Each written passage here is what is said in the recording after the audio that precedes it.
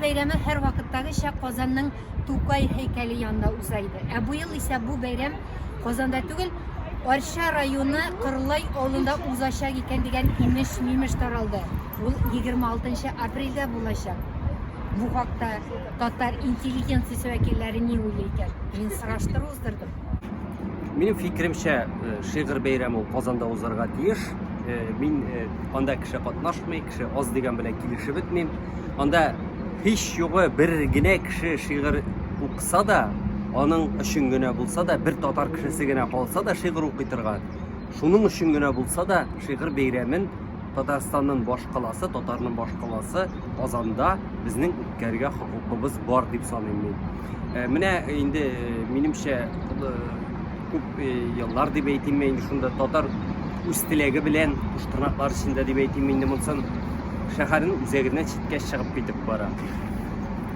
Шәһәрнең үзәгендә аеруча ул менә мәсәлән теге Вахитов районының иске татар бистәсе түгел, менә башка өлешендә безнең татарлык белән, татар белән бәйле биналарыбыз, татарның җыела торган урыннары инде юк дип әйтергә дә була, алар бик аз.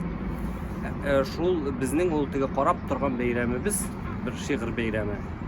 Ул Кырлайда да узсын, Ушлаучта да узсын, Соснада да узсын, башка җирдә дә узсын. Әмма Казанда татар кешесе ул бәйрәмне уздырырга тиеш. Инде әйткәнемчә булай да без теге үз теләгебез белән дигән шикелле шәһәрдән читкә китеп барабыз. Мәсәлән, анда Казан үзәгендә бер дигән анда Солна православие соборын, аны бердә салмадылар Зия утравына. Без ни өчендер менә мәсәлән Ислам академиясендә салып куйдык Булгарга. Булгарны күтәргә кирәк сүз дә юк, әмма андай үз теләгебез белән Татарстанның баш каласыннан каядыр читкә китеп уздыру ул бөтенләй дә дөрес түгел. Хәзер инде анда ишетелә башлаган да теге шундый сүзләр дә әйтәләр бит инде менә ни өчендер татарның көчле гимназиясе дә Актанышта анда. Әйдәгез анда теге Милли университетны Казанда булмады инде Арчада салык дип әйтәләр. Ни өчендер татар кешесе үз теләге белән шушы үзенең баш каласыннан баш тартып каядыр читкә китә. Иң зур концерт залы Илһам Шакиров исемендәге концерт залы да ул Казаннан читтә аэропортта Лаиш районы территориясендә.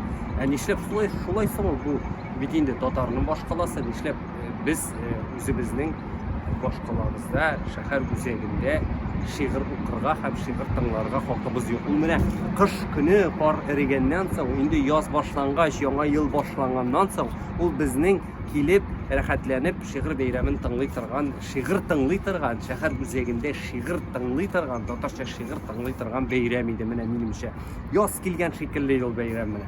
Ул бит инде нинди дә булса теге сәяси акция түгел, ул ниндидер монда бер нинди башка халыкларны да, башка кешеләрне дә кыерсыта торган бер нәрсә дә юк. Бу шундый бәйрәм, ул бүтән кеше өчен дә бәйрәм кебек, шигърият яратучы һәркем өчен ул бәйрәм. Анда бит инде бүтән Казан кешесе дип әйтүем инде мин теге шигърият яратучы кешеләр бүтән үсүдә килә иде. Без менә мәсәлән, мин КФУның мәдәният багланышлар институтында укыйм һәм без татар студентлары, татар филологиясе студентлары бергә җыелышып лекцияләрдән соң нәкъ менә Тукай премиясе бирелә торган урынга Татар дәүләт опера һәм балет театры янына бара идек. Без аны күзәтә идек һәр ел сайын һәм бергә халык белән җыйналышып басып тору һәм Казанның үзәгендә басып тору, күзәтеп тору ул безнең өчен үзенә күрә шундый кызыклы чара. Кырлайда да узсын, ләкин монда зурысы Казанда булырга тиеш.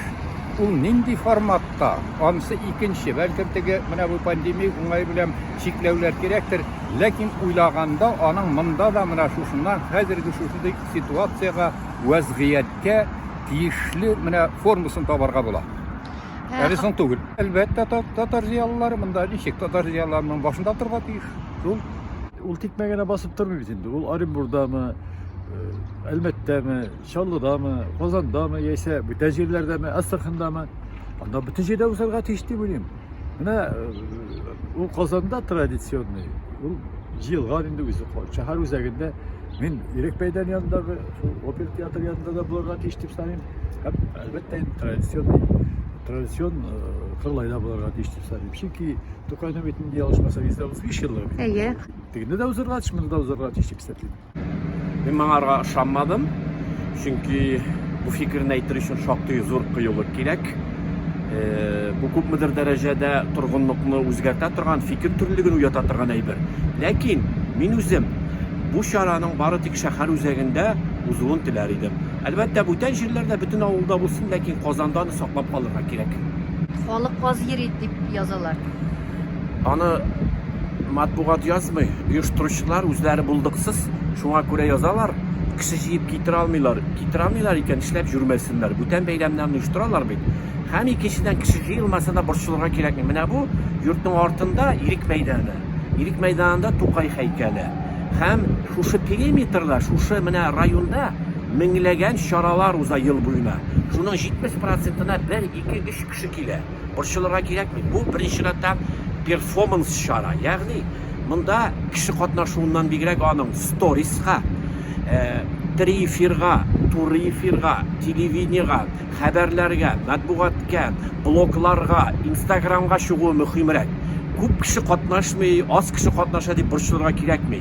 Монда иң мөһиме күп кешенең игътибары җәлеп булсын. Без дөнья буйлап сибелгән, бөтен кешенең игътибары менә шу кичкенә мәйданчыкка, кичкенә һәйкәлгә юнәлгән. Аның ярында 5 кенә кешелек чара булса да, ул узарга тиеш. Тукай һәйкәле янында һәр вакыттагыча яшьләр. Димәк, безнең Тукайыбызны яшьләр дә ярата.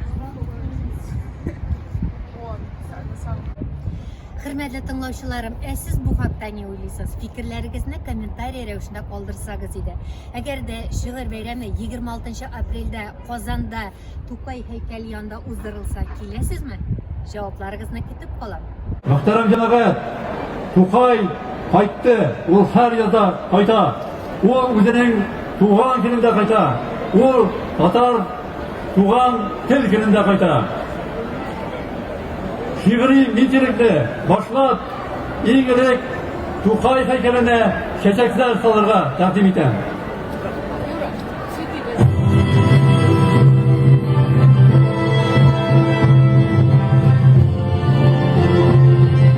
Büyük şairimiz Abdullah Tokay isteligine tiyatro meydanında ornaşkan heykeline teşekkür ederim.